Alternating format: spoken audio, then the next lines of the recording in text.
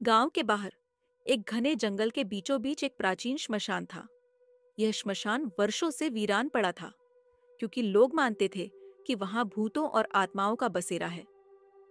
रात के समय वहां से अजीबोगरीब चीखें सुनाई देती थीं और कई लोगों ने दावा किया था कि उन्होंने वहां रहस्यमयी परछाइयां देखी हैं। रवि, आकाश, सिम्मी और नेहा चार दोस्त थे जो रोमांच और रहस्य की कहानियों के दीवाने थे। उन्होंने ठान लिया कि वे इस श्मशान की सच्चाई जानकर रहेंगे। गांव वालों ने उन्हें कई बार मना किया, लेकिन उनकी जिज्ञासा उन्हें वहां खींच लाई। जब चारों श्मशान में दाखिल हुए तो वातावरण में अजीब सा ठंडापन महसूस हुआ। हवा में जलती हुई लकड़ियों और राख की गंध थी। जैसे ही उन्होंने अपना पहला कदम बढ़ाया, अचानक दूर जलती हुई चिता की लौ अपने आप बुझ गई और एक साएदार परछाई सामने आई। श्मशान के बीचों बीच एक पुराना पेड़ था, जिसके पास कुछ मिट्टी में ढसी हुई कब्रें थीं।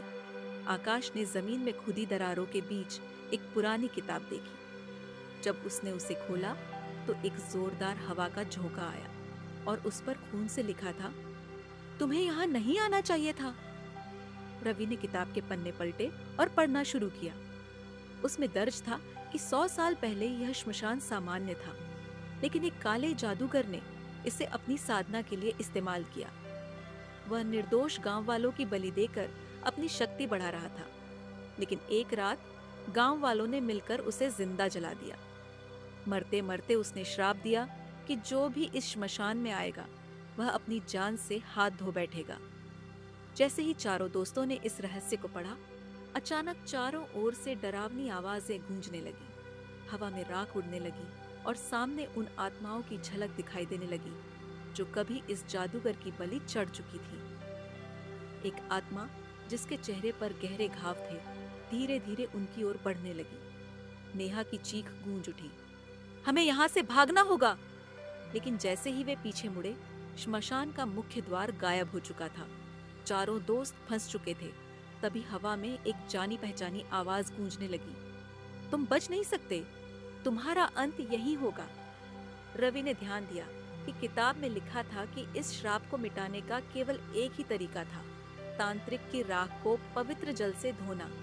लेकिन वह राख कहाँ थी? उन्होंने पेड़ के पास खुदाई शुरू की और एक मिट्टी का कलश मिला। तभी हवा और तेज हो गई और एक काली परछाई उनके सामने आकर खड़ी हो गई। वही तांत्रिक। उसका चेहरा विकृत था और उसकी आंखों से आग निकल रही थी।